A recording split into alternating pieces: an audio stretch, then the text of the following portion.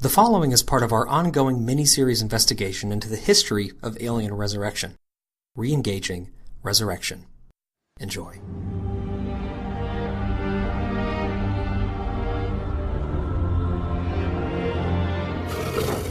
So, we're a fast learner.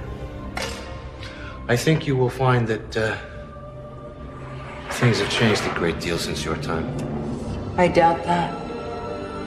We're not flying blind here, you know. It's the United Systems military, not some greedy corporation. Oh. Well, it won't make any difference.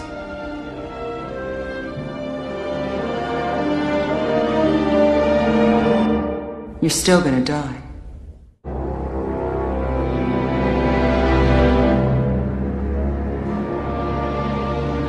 Welcome to Perfect Organism, the Alien Saga podcast. I'm your host, J.M. Prater, and I'm joined today by my co-host, Patrick Green.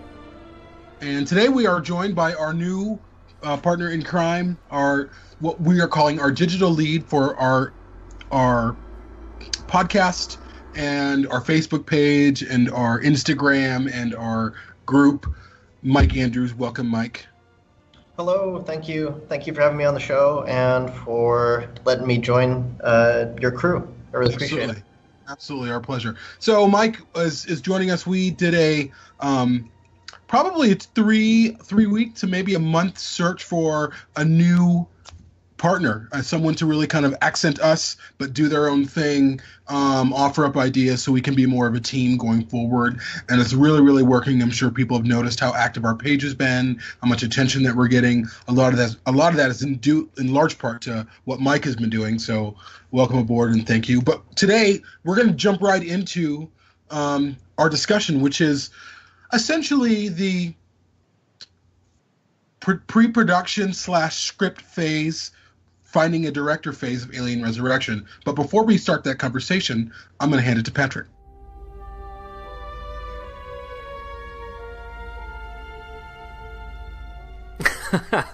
So, as we've brought up a couple of other places, we're in the midst of doing a total revamp on our Patreon offer because we think it's a really great way to interact with you guys and to help bring you aboard the Perfect Organism boat so, we can all sort of do bigger and better things. So we did a survey. We got some great feedback from that. If you haven't filled it out yet, just go to our Facebook page. You can fill it out there. We're using that data very carefully to make sure that this sort of revamped Patreon is a better offer than ever.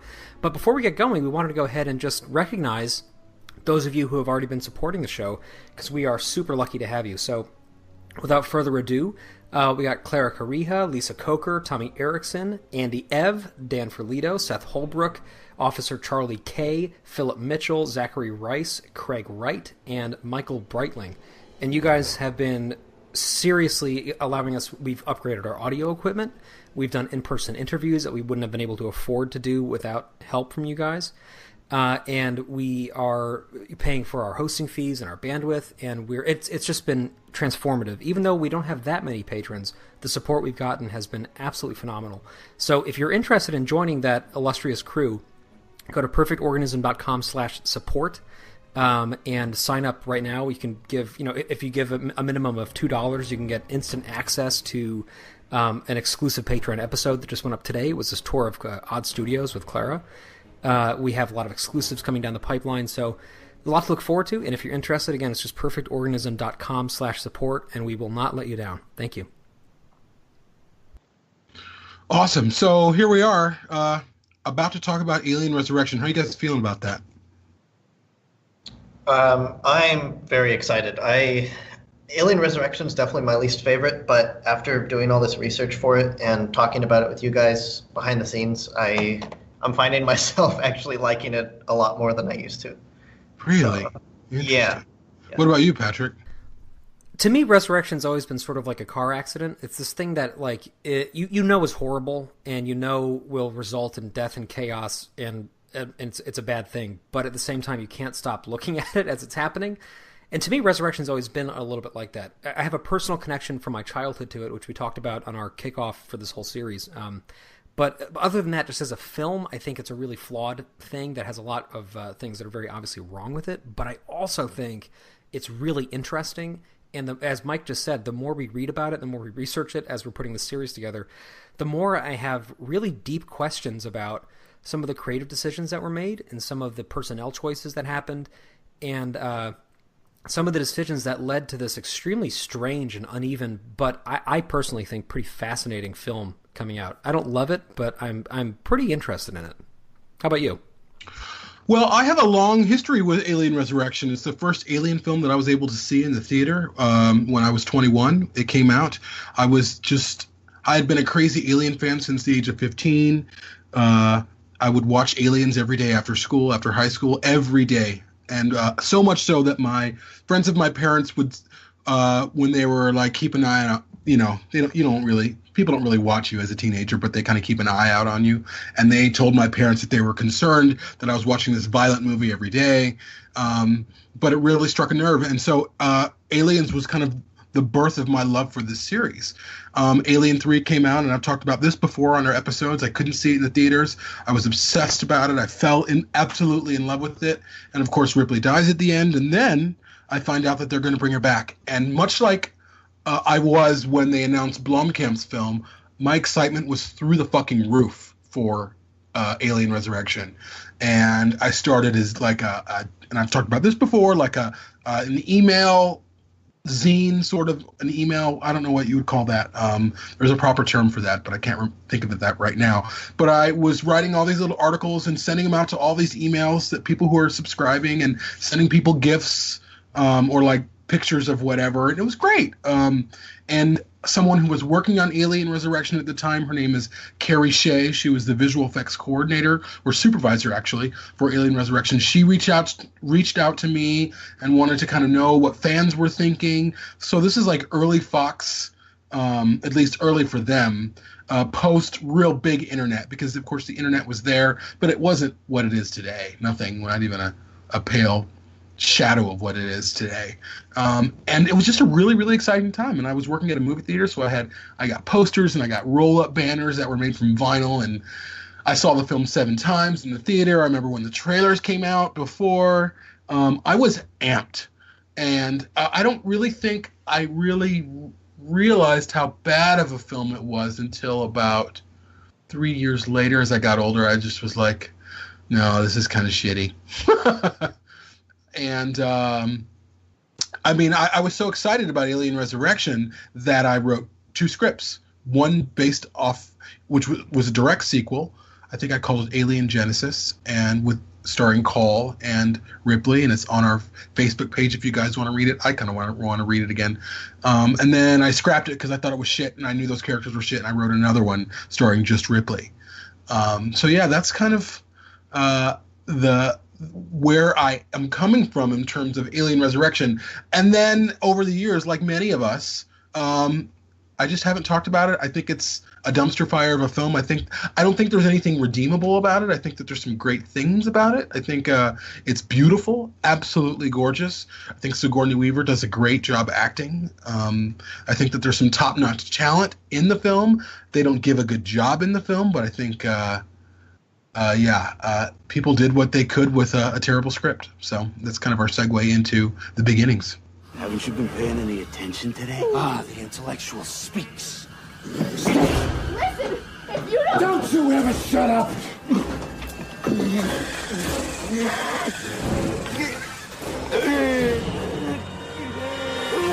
Yeah, we're going to be talking about that script quite a bit.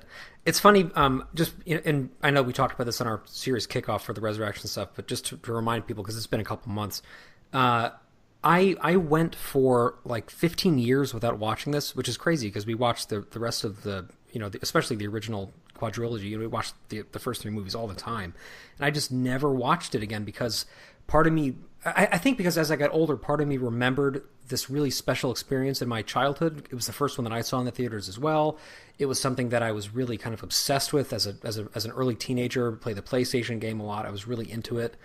And then I think as I got older, probably because it's a poorer film compared to the other ones, it just didn't really stick in my mind as much. But also I think there was a part of me that as I went on and developed more of an appreciation for film, I realized that there were issues with it, and I kind of didn't want to screw up this kind of, sacred childhood memory of this Alien movie. So it took me a long time, and then I just watched it again for the first time in at least a decade, just a couple of months ago with my wife, and I was like really blown away by how much worse it was than I even remembered it being. But at the same time, there are things in it that have stuck with me that I am really interested in talking about. So I really hope that throughout the arc of this series, where we're going to talk about the development and pre-production tonight, we're going to talk about the script in depth, the various revisions that they did, we're going to talk about the production, the French Connection. We're going to go through all these interesting things and hopefully come out of it with, maybe we're not going to love it, but at least I think we can appreciate more about what went into it and why we got what we got, because it is kind of an interesting movie. Yes, there's no loving it, by the way. There's just no coming back from it. We'll see. We'll see.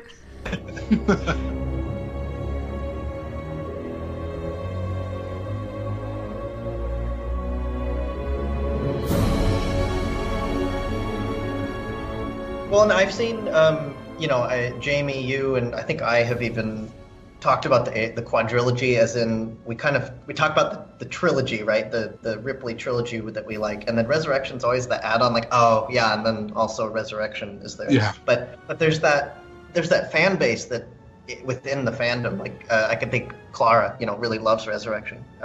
That actually really enjoy this movie, and going through this series, I think it's going to be nice to have this exploration of the genesis and the creation of it, and maybe we can figure out why, even though from our perspectives it's not that great, we can see why people would like it. And I don't know, it's going to be really fun. I'm really excited.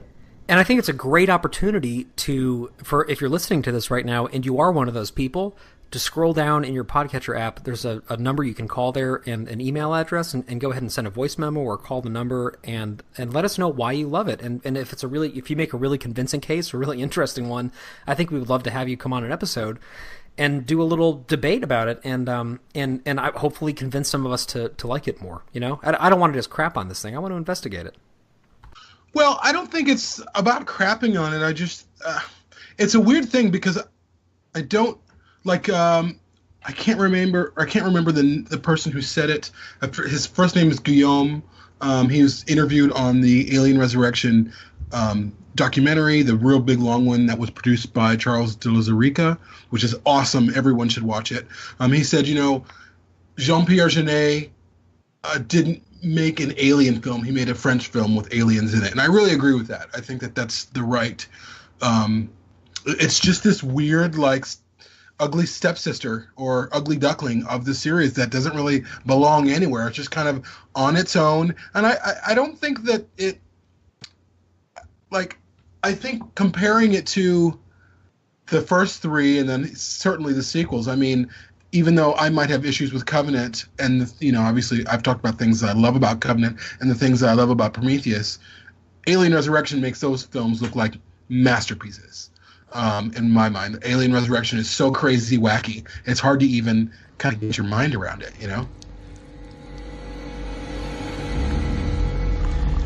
Oh, look, beautiful, beautiful little baby. Look. It thinks you're its mother. Well, I think this is a good segue to get into our episode tonight formally, which is really the development and the pre-production, because coming out of Alien 3, the legacy of this series was in a super weird state of flux, kind of similar in some ways to where we are right now, where there's conflicting visions on where it should go. The reviews were kind of all over the place for Alien 3. Reviews within fandom initially were pretty low, and of course there's just been this beautiful renaissance, because I know the three of us, we all love Alien 3, and I think a lot of fans love it now, but at the time people were very hurt about what happened with some of the main characters from the previous film, like Newton Hicks. There was a lot of confusion about the tone. There were all these, all of the, as we've talked about extensively on previous episodes, the development hell was crazy extended on Alien 3. It spanned years and years and years, and drafts and writer strikes and all this crazy shit, and then suddenly coming out of that in the mid-90s, this dude from Fox, an executive named Jorge Saralegui, decides that he wants to make an Alien movie. So I want to talk about this a little bit. But first, I want to point out how fascinating it is. If you try to look up Jorge Saralegui online, there's really not very much information on him. And the only thing I could find that was sort of, at all informative was an article that came out shortly after the release of Resurrection. Actually, it was December 1st, 1997 that it came out on Variety.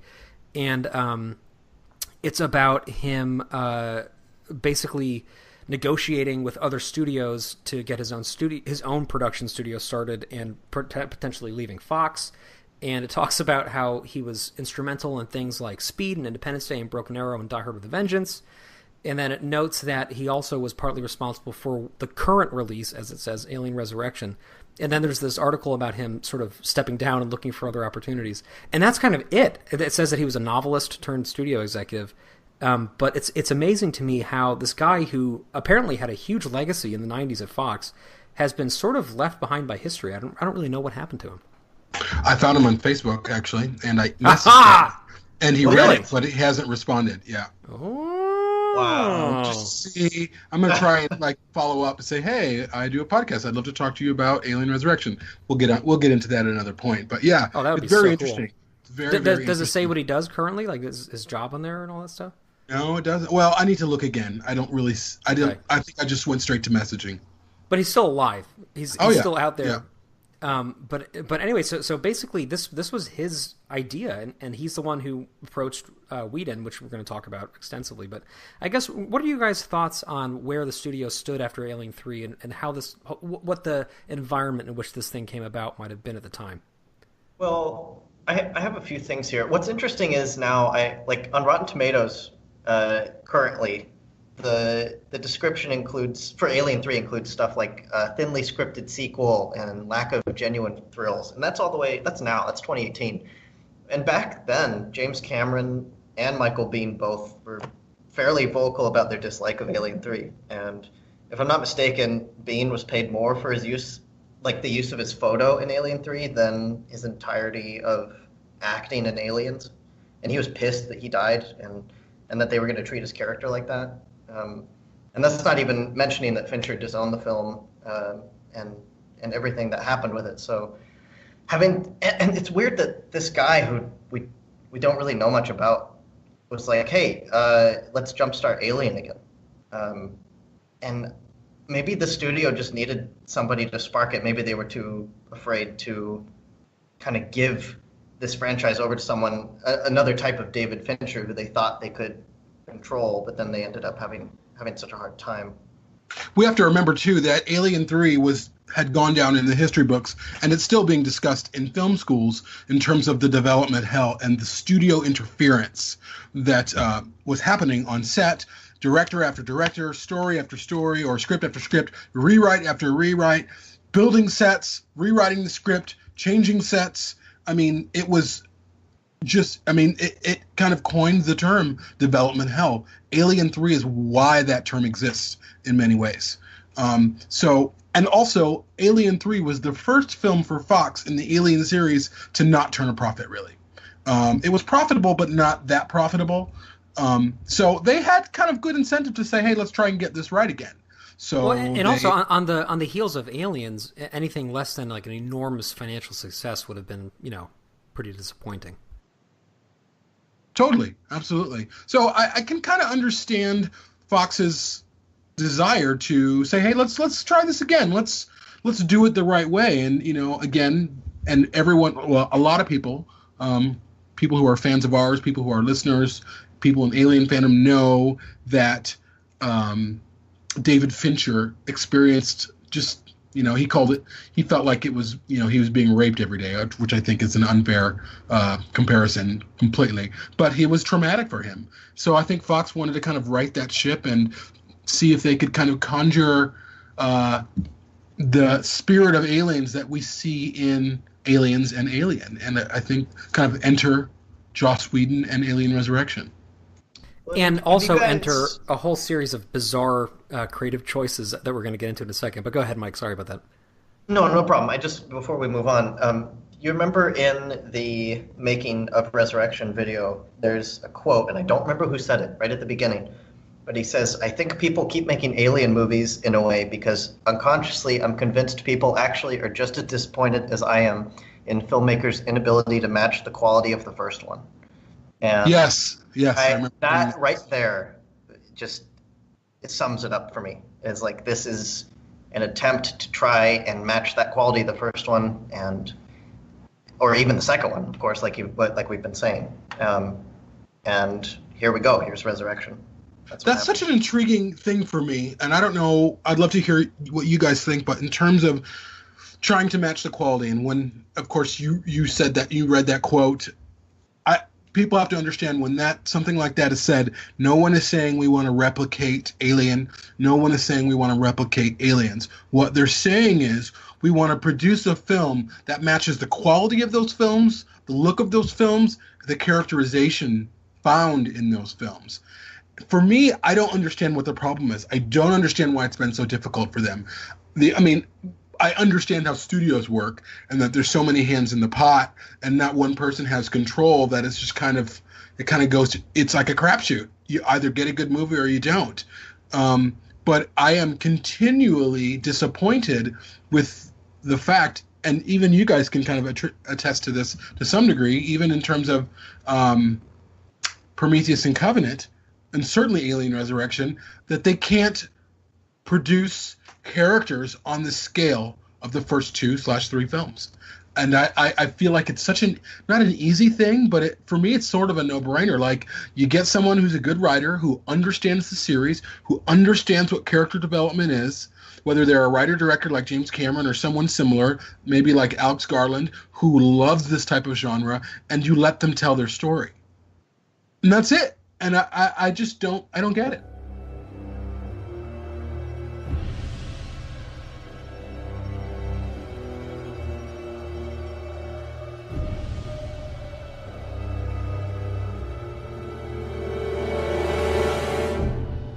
Yeah, I don't get it either. I think it's something that, we keep coming back to, and something that I'm sure we'll continue to explore. But, in the meantime, what I find so fascinating is that so you compare what happened before pre-production started on Resurrection with what happened before pre-production and production started on Alien 3, and it couldn't be more different, right? Alien 3 went through these generations of scripts and of completely different creative personnel and different stories and different characters being killed off in different sets and all these different things. And none of them were happening. And even as we talked about in our Alien 3 series, during the shoot, everything was changing. It was being swapped out, and there were rewrites happening, and pages being inserted, and budgets falling apart, and people getting Parkinson's disease, and just it was fucking chaos. And it's basically, I think, miraculous that the movie that came out of it is so good.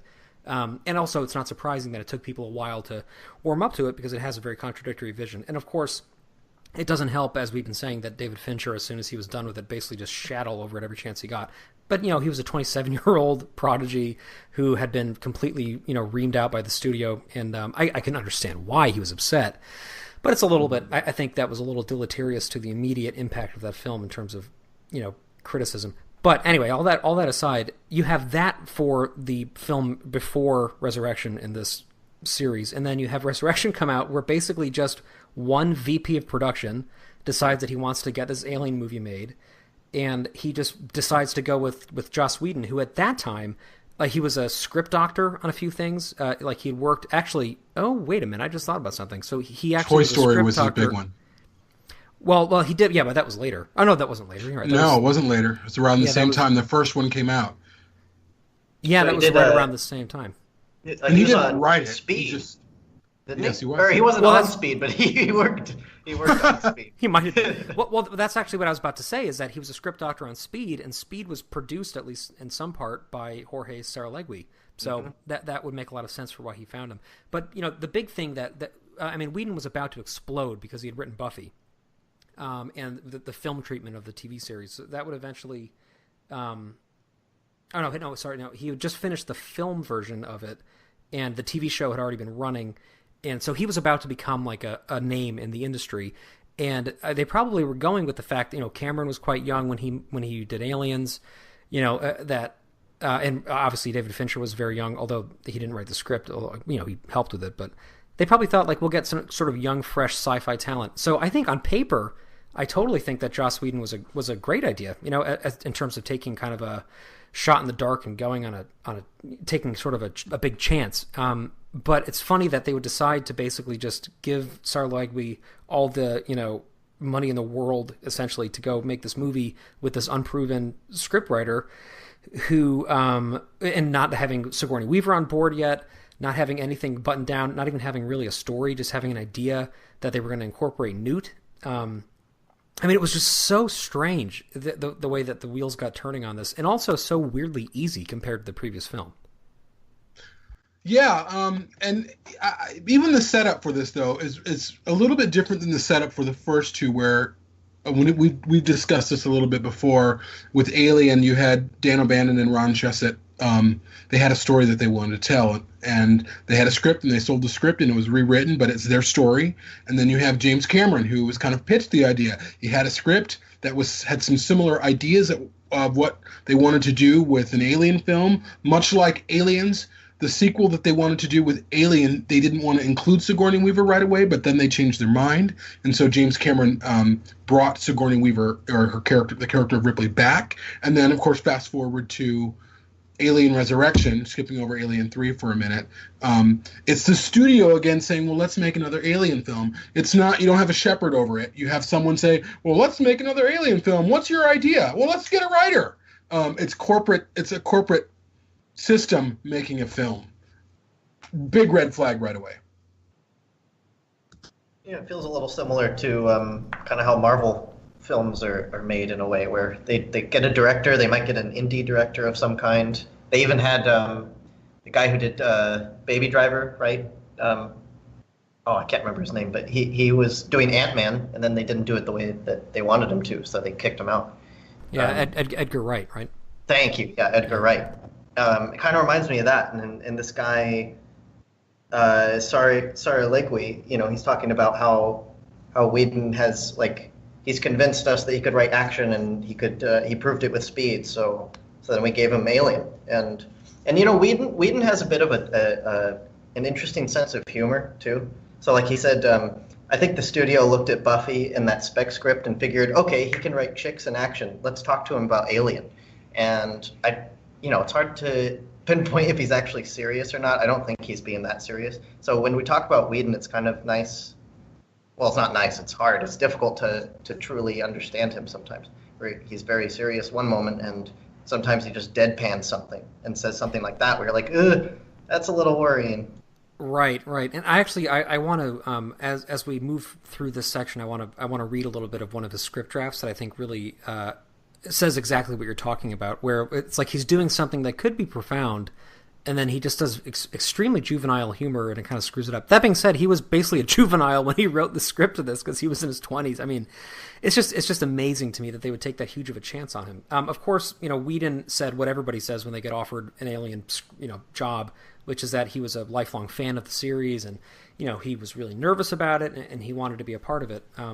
So it seemed like his heart was in the right place, but just aesthetically, there was not a match in my mind.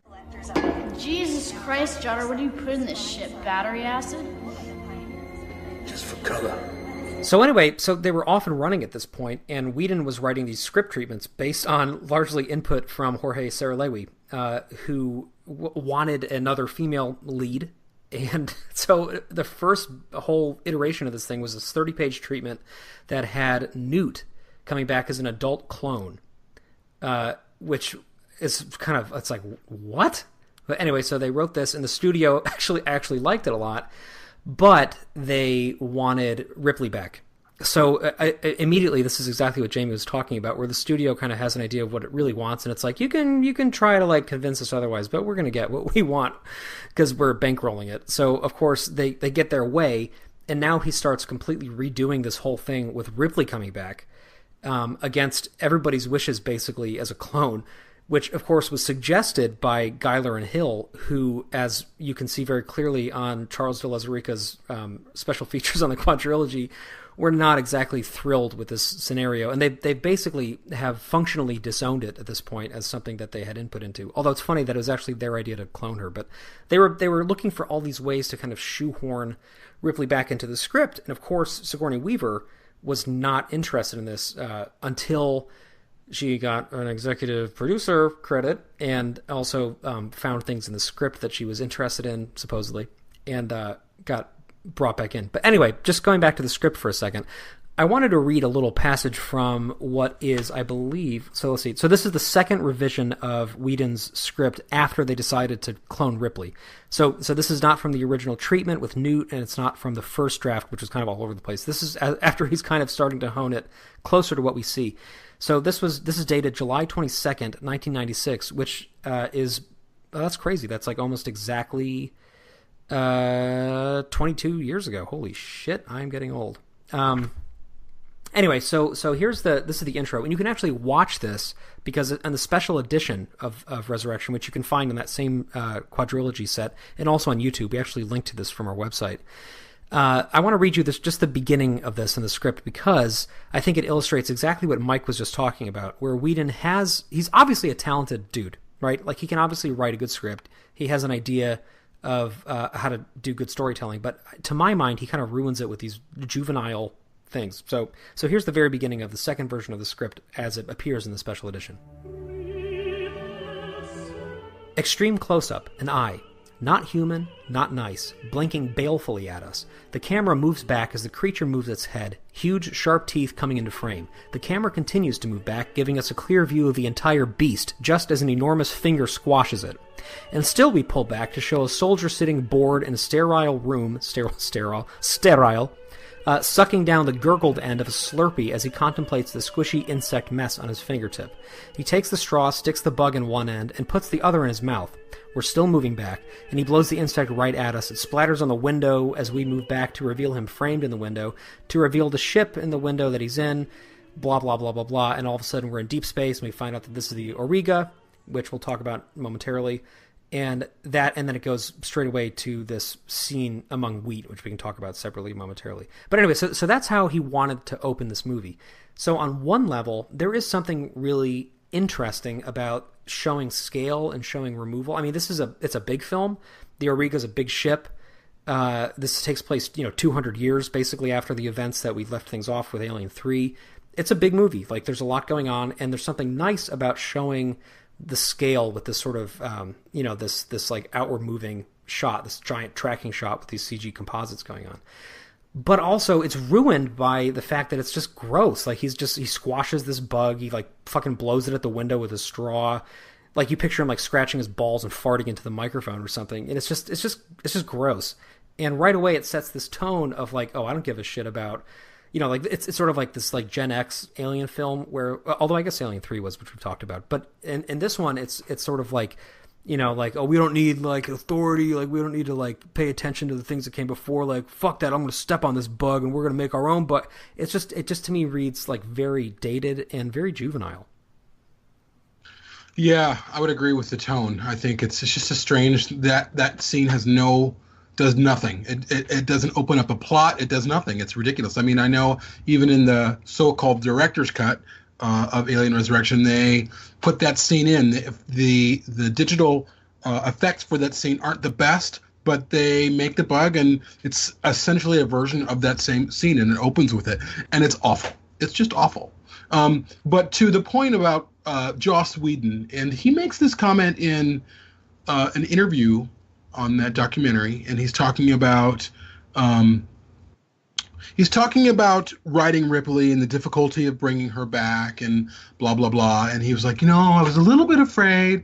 I was kind of hoping that she wouldn't say, can you make me pretty and can you give her a puppy? And I'm sure I've heard him say that before because I've seen those documentaries many times. But when I just watched it again, I was horrified. And I know that he was young, but I'm thinking, wait a minute. You say you're a fan of these films? You say you're a fan of Alien, you're a fan of Aliens, you grew up with them, and this is what you think Sigourney Weaver would say that what she would want about Ripley? Like, seriously? Like, right away I knew this guy was all wrong. He was all wrong. Like, he should have been, it was just a dumb thing for him to say in an interview. And it made me think, of course. And of course Ripley didn't do anything in the script or in the film because he didn't know what to do with her. So I have bone to pick with him right away.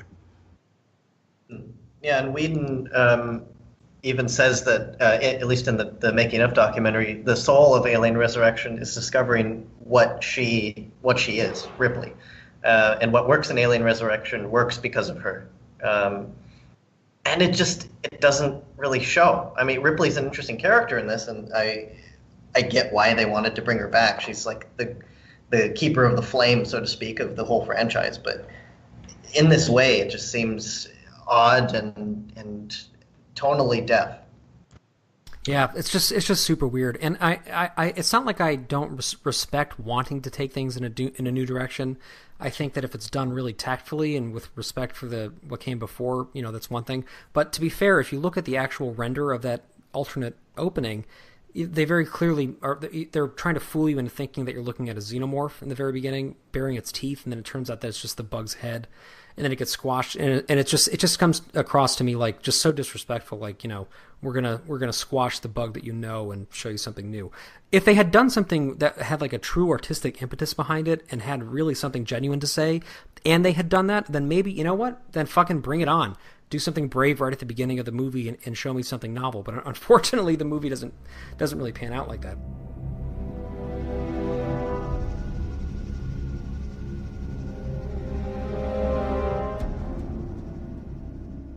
Anyway, so Whedon, is rewriting this thing over and over again, and he decides to set this thing basically 200 years after the end of Alien 3 on this thing, the Auriga, which is the United Systems military, because it's post-Weyland-Yutani, and the whole thing revolves around cloning Ripley and removing the Queen from her body. So Sigourney Weaver says that she was excited by the idea of coming back part alien, because it would be a unique acting challenge. But I personally can't imagine that was really a natural progression for her, that she was uninterested in it. After having what is perhaps my favorite ending of any film in the history of movies in the end of Alien 3, I truly can't think of a better ending to a film than that.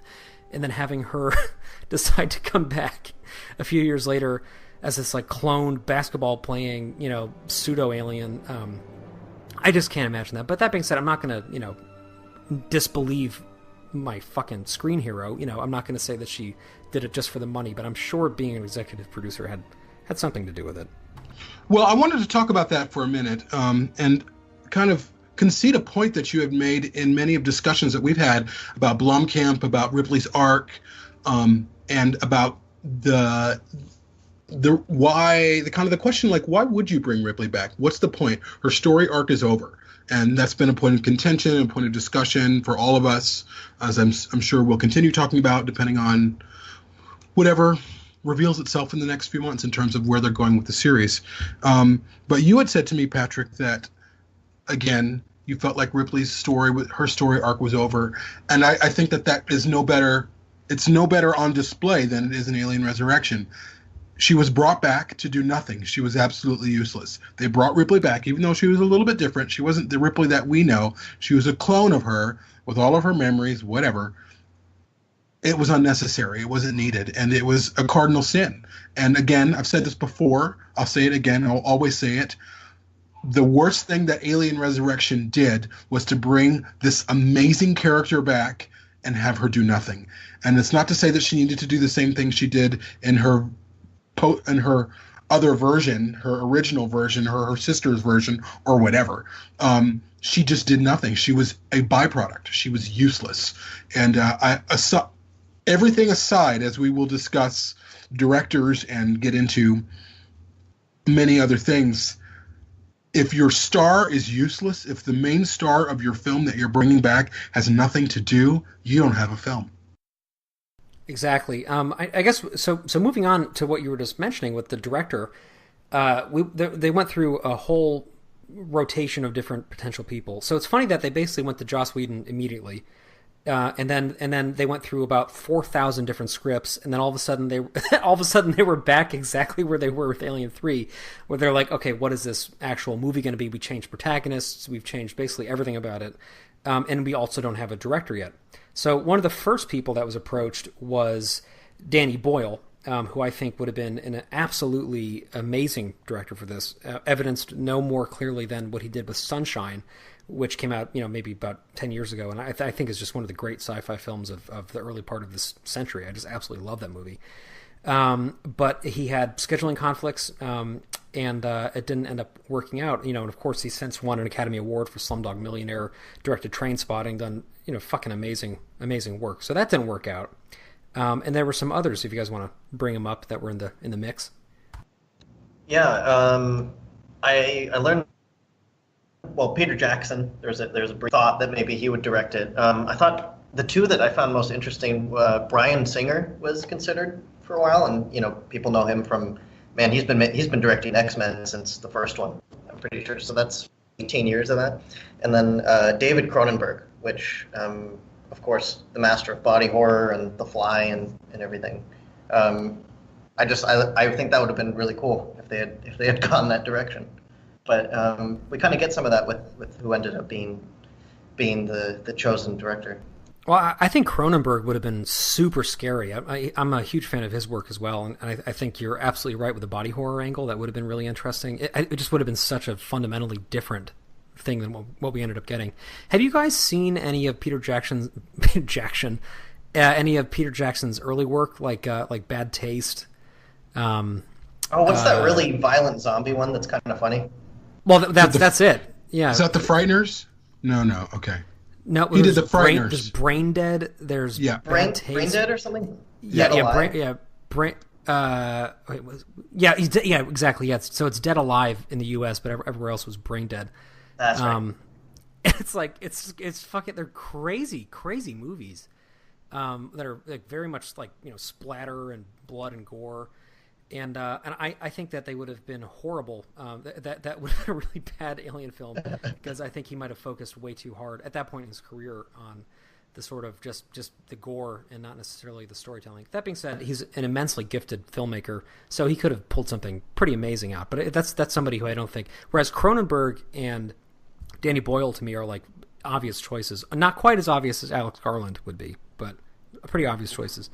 I couldn't really picture a Peter Jackson treatment of it. I keep saying Jackson. Jackson. Peter Jackson and Sarah Ligui. I don't know anybody's name tonight. I think it's important to note, though, that during this time, the whole build-up, search for the writer, director, Fox really learned their lesson from Alien 3. They knew how devastating it was to everyone involved, especially David Fincher, and they were really trying to, and they did, make it an easier process. They had one writer. I think there was another writer who did some work towards the end. His name slips me right now. He would be an interesting person to talk to. But they were trying to streamline it and make it not this really disturbing experience that it was for David Fincher and everybody involved in the original, and Vincent Ward and all the 1,500 people that they tried to get to make Alien 3 or change their mind on halfway through. And so that was kind of the setup. They really wanted to kind of make Alien Resurrection a more typical corporate or studio picture, and they succeeded in that way and in that attempt in many ways. Yeah, which is so weird because you get somebody as young as Joss Whedon, and you get a crazy French director who has never made a Hollywood movie before, which we'll be talking about a lot. And it just, and Sigourney Weaver's back, and there's all these other people like Ron Perlman and Winona Ryder. It's such a strange conglomeration of different elements, and then there you have it. You have Alien Resurrection from that. And such a strange conglomeration of different cultural backgrounds and cultural norms and working styles and crews and languages. So segueing into what actually ended up happening. So Danny Boyle turned it down. Other people that were approached were supposedly Guillermo del Toro, who of course would be a really fascinating decision, I think. But basically, Fox saw City of Lost Children and Delicatessen, and they decided to go with Jean-Pierre Jeunet, who was just a black comedy, French semi-surrealist art house director with a really strong visual style, like a very strong visual style, kind of in the vein, to my mind, of sort of Terry Gilliam, who actually, as we're recording this, has just been talking shit about Alien very publicly. Mr. Yeah. Gilliam, that's okay. He's done some pretty good work. I'm gonna give him a pass on that. But basically, as much trouble he's had on Don Quixote, I'm shocked that he would throw shade. Like, come on, man! Like, you've been trying to get a movie made for years. Like, why don't you not throw shade at anyone and get your movie made and be gracious and kind? It's very interesting. I don't understand. It is crazy. But I think it's worth pointing out that they went with Jean-Pierre Jeunet while they were also still in talks with Peter Jackson I'm still saying Jackson, with Peter Jackson and David Cronenberg. They weren't even off the potential project list yet. And for some reason, they saw something in Jean-Pierre Jeunet that they really liked. But what's crazy is that Jean-Pierre Jeunet, as we're going to talk about, didn't even want to do this at first, and he was sort of confused about why they would even have him on here. And there's a great quote in here.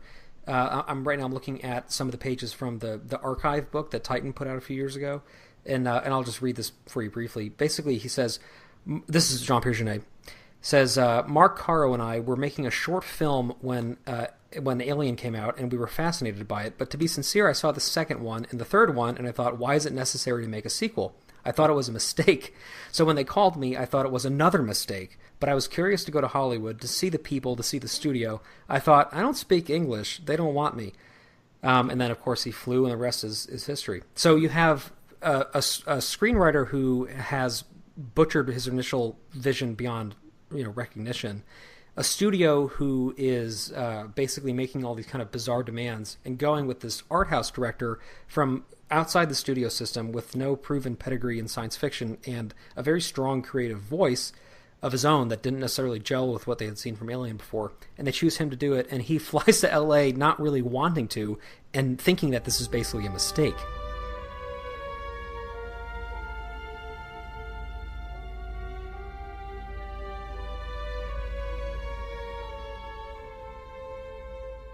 Yeah. Before I continue that thread really quick, I just want to mention one thing in relationship to the script. Sigourney Weaver says in interviews, and everyone knows how much I love Sigourney Weaver. This is just, in my opinion, an objective look at her approach to the script. Sigourney Weaver loved the script because of how her character was written, and she thought it was new and it was different. I think that's number one as a co-producer. That was kind of number one is the problem. You shouldn't just be looking at what you are doing in the script, which I don't even know what she saw because she wasn't doing much. You should be thinking, is this a good script? And I think it points to this larger issue that I see, that a lot of these people who make these films, they don't know what a good script is. It's these people who are embroiled and live in these circles of filmmakers, and everyone's writing, or studios are having this person write that and this person write that, and they're farming this out and farming that out. I think they lose objectivity. They lose the sense of, well, what is art? What, the art of the original film, the art of Aliens that James Cameron wrote, and even Alien 3, and how Walter Hill and David Giler really conjured the soul of who Ripley was and the setting of that of the universe. They conjured it. And I think it's important to note that they basically saved that movie.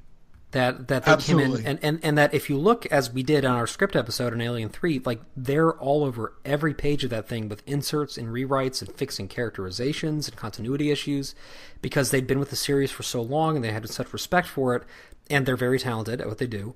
And they took this Frankenstein script that had been ripped apart, and from the Toohey script and the Red script and of course the Ward script, and then this Fincher sort of Fincherization of it, and as they were shooting, basically fixed it into something that felt like a really cohesive artistic voice. And so the fact that they basically removed themselves from Resurrection as soon as the cloning thing went forward, I think says quite a lot about their trust in it.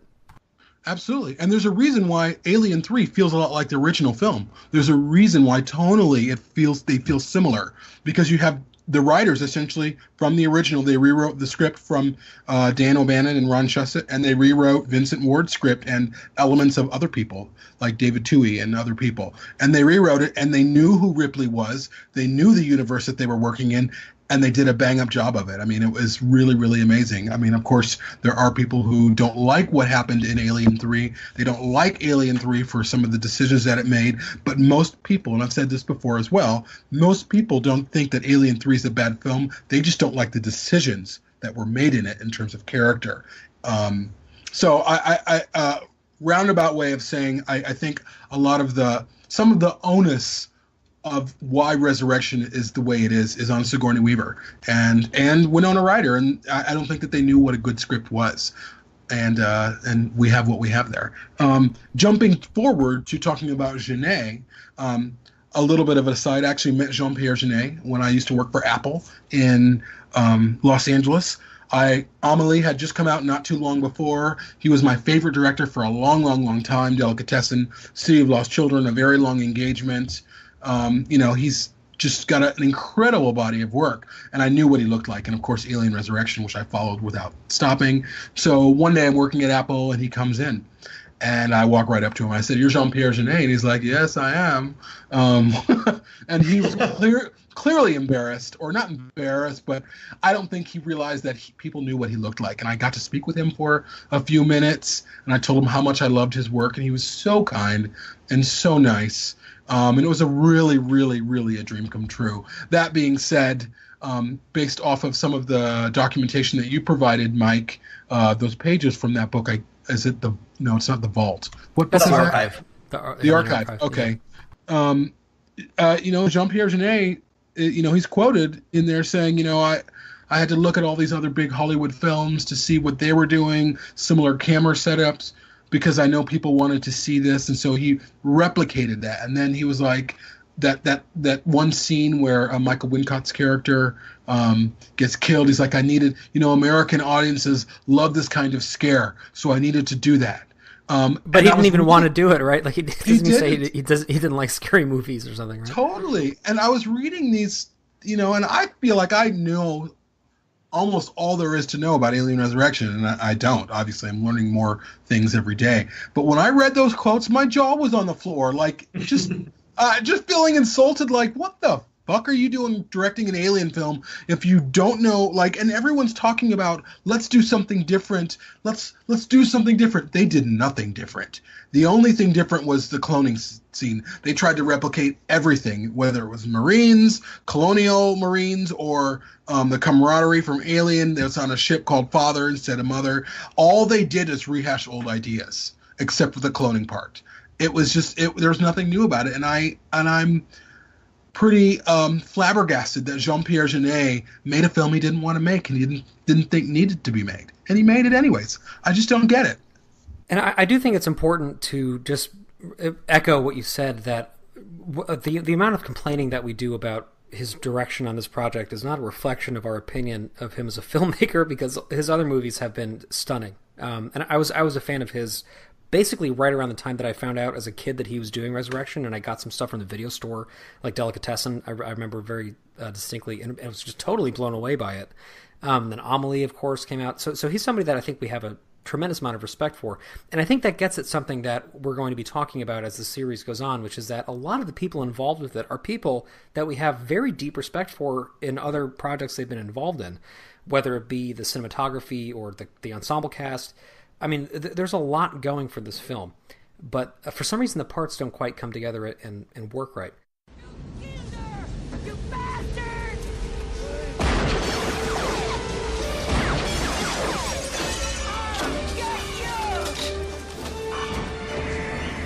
Lock the door!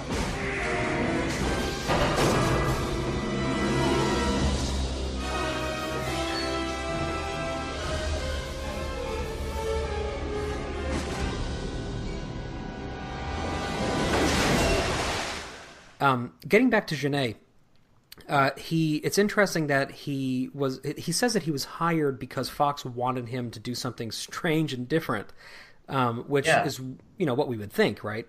And then what ended up happening, of course, is that he starts working in this studio system, and those different strangenesses get kind of stripped away from him as it goes on. Yeah, and he says he's eager to craft. He was eager to craft the best Hollywood movie that he could. So Jamie, I think you were reading this and just aghast at what was happening. So he was taking basically cliches so he could put them in to make a good Hollywood movie, right? Yeah, and he approached it like, oh, this is a big Hollywood movie, when in fact the first Alien film wasn't a Hollywood movie. I mean, they had interference with the Hollywood system, Alien 3, and if anything, in Aliens, Fox was like, okay, here's James Cameron. He has a story to tell. Let's let him tell it. And they let him do it. And like, he approached it like, oh, it's this big Hollywood film. And I guess to him, in his mind, it was. It's a completely different system than the French system. I get it. But within Alien, within the saga, though, it was like the prototypical Hollywood film because it had the biggest budget. It was the first one that was shot in the United States on the Fox backlot. In a lot of ways, it really was the most. I mean, it came out of a studio executive asking a young American screenwriter to do this thing. It really felt in a lot of ways like the most sort of Hollywood of any of them. And it's funny that that Hollywood hired basically the most idiosyncratic director they could find to make this film. Yes, I would completely agree, and I think this points. What's happening with Resurrection, I think, really points to a larger issue that I think a lot of us have, and I know, this is an episode about Resurrection, but when art becomes commodity, when art becomes commerce, it ceases being art. And Alien, they were trying to make it profitable again. And I know that they wanted a good film. I know that the studio really wanted a good film that people could connect with, but that's not how you make art. Now, sometimes in some situations, like for instance with Star Wars, you had George Lucas kind of fighting with Fox back then, fighting for his vision, fighting for Final Cut, and what you have was this beautiful film that came from all of that struggle. Same with Alien 3, same with Blade Runner. I mean, we all know how much struggle was involved to get Blade Runner to where it is today, where you have a final cut without the voiceover, and it's amazing. But the issue that's been plaguing Alien since Alien 3 is a lack of connection. A lack of the studio system and people involved in the studio system, like Ridley Scott today, not understanding what people connect to, or I should say, what enough people connect to make a really substantially successful film.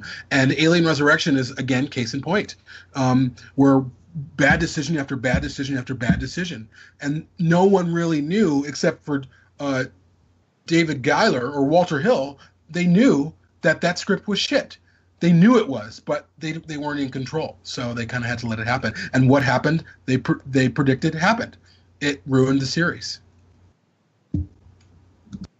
You touch on a good point too, Jamie. That this struggle when you're making a movie, something like Alien 3 and Blade Runner, that gives you a product that has been built with literal sweat and tears and anger and sadness and happiness and all this stuff.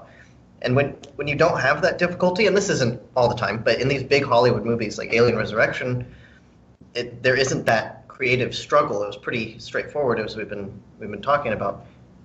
It comes off as just like here's something, here's something that we didn't really struggle as hard to make. You look at the modern Star Wars, at least Force Awakens and Rogue One, all the behind the scenes on those is how great everybody got along together and how simple it was to get, we got the story, we got all the creativity, it's all dandy over here, and you don't see that struggle. I'm not saying that these movies didn't have any of that, but the making of Alien 3 and Blade Runner, all the behind the scenes stuff is just, it's almost miserable. It makes you kind of sad watching it, but you get such a good product out of the struggle that those movies had. You can, but sometimes it can backfire. But I totally agree that sometimes conflict can be like a crucible for truth, that sometimes you can get really extraordinary things out of limitations, whether that be budget or creative ability or time. I mean, but the reality is that the fundamental problem, I think, with filmmaking in a Hollywood scenario is that you have something that has to be put out as a commercial product on some level if it's a major studio release. Something like Amelie, for example, like that was put out by an independent sub studio that that it was okay if that wasn't a huge hit, and because of that, I think Jeunet had a lot more freedom to do what he wanted to do. But the reality is that Alien had Resurrection had a giant budget. It was part of this big legacy of things. There were very many cooks in the kitchen, and what ended up happening was just sort of diluted, I think, quite a bit, and kind of just a strange mess. And it's just, there will always be the struggle in the studio system of creating art that also happens to turn a profit. And, I think we all really applaud when studios take difficult decisions on things and they choose to make films like Blade Runner 2049 that they know won't necessarily be a mega hit, but they do it out of a sense of like legacy and stewardship of a historical, franchise, of something that needs to happen from an artistic impetus, and they get a really good, director, and they get the team together and they kind of make it happen. I think that's pretty rare. I think it's pretty rare that you have a major studio like Warner Brothers or like Fox decide to put a lot of time and money into something without necessarily the goal being turning a large profit, but basically just to get something artistic that's representative and becomes part of a legacy out. And I think as we go on in this series, we're going to come to more realizations about why what happened. And also focus on things like, the production design and the music and a lot of other things that are, I think, really interesting in this film too. So I personally can't wait to continue the series with you guys. I feel like that's a good place for, at least for what I wanted to talk about, to wrap. But if you guys have anything else you want to add, feel free. Yeah, Jamie, if you have anything else, I think I've said what I wanted to say. No, I agree. I think that that's a really good place. There is so much more to kind of dive into in terms of Jean-Pierre Genet's filmmaking partner, Mark Caro. He was aboard talking about all of that, just kind of some of the behind-the-scenes things happening during production, who they hired, the actors. There's so much more to talk about. I'm excited to talk about it. Being there during those days and following the film, and I have the book, The Making of Alien Resurrection, which I fucking love. And having been to Studio ADI and got to stand right next to many of those props, it's great to kind of relive this and go over it and discuss why it didn't work in some places it did. And to discuss the fact that it's part of our shared history. It's like you said before, it's the ugly duckling of this franchise. It's something that we don't really talk about very frequently. And having an extended opportunity to do a long-form investigation and to do interviews and to follow up on things and to learn about this part of this very mixed legacy that we have, I think is really important. So I'm really proud and excited that we get the chance to do that. Absolutely. And before we go, I just want to ask you, Mike, what was your first Alien film? Was it Prometheus? Was it Alien Resurrection? And what sparked that love for you for the series? Yeah, there's a couple threads to this. So when I was young, my dad, we had like a movie theater, a home theater, right, in our house, and he screened Alien for me, and I got freaked out when they took off Kane's helmet and the facehugger was there. It was so real, and it was just horrible. But not too long after that, I went back to it, and I fell in love. And I hadn't watched the ones after that. What really got me going was the Alien vs. Predator movie. I didn't see that in theaters, but I love the xenomorph itself back when I was younger. Like just the creature. I didn't really care too much about characters at that point. So that was something really special to me. And I would draw xenomorphs at school, and I put them in comics and stuff, and it was really important to me. Nowadays, though, the first Alien film I saw in theaters was Prometheus, and I think that's dictated a lot of my views on the franchise. It kind of like, Patrick, what you were saying with Resurrection, you didn't want to ruin that ideal childhood memory. I kind of feel like that about Prometheus, where, yeah, okay, I know it's flawed, but oh man, I can't help but love it, and that the memories associated with it. So yeah, I'm 22. I didn't grow up with aliens. I didn't grow up with any of them really in the way that other people have. But I'm just happy that they're still making them and that we can talk about them like this as fans and passionate advocates of the series. So, yeah. That's awesome, man. Well, we are super excited and honored that you have joined the team.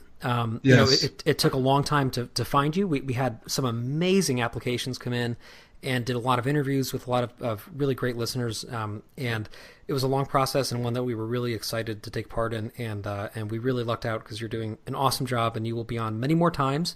So we're super excited to have you. I have one more thing that I want to throw out before we close.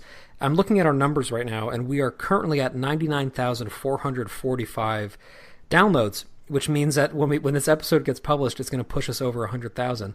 And I just want to just take a moment to thank everybody who listens to the show and supports us, and to thank especially Jamie for bringing me on board about a year ago. It's been a life-changing thing for me in many ways, but not the least of which is the fact that I'm getting here to sit here and talk with two good friends about the most important movies to me in my entire life, and sitting here staring at a countdown ticker to when we're about to hit 100,000 downloads on this project. It's just, it's one of those moments where you sort of realize how lucky you are, let alone the fact that I bumped into Alex White last night and got to talk about the Cold Forge, purely because I just happened to be affiliated with the show, and we had just done that episode on it, and I met him through that. And it's just life is crazy and beautiful, and it's an honor to share the ride with you guys and with all of you listening to this. So I just want to thank you all for that. Absolutely. It's a pleasure for me. I'm so glad to have Mike. I mean, again, your posting, your engagement has been amazing. Patrick and I we're talking about that today, and I'm excited about the future for Perfect Organism and future shows. So thank you guys. Yeah. Have a good night, everybody.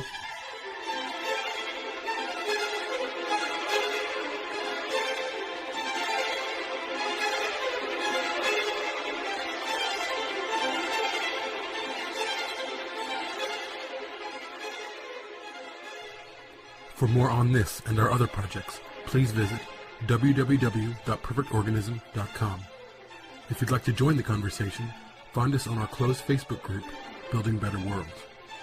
To support the show, please consider visiting www.perfectorganism.com/support.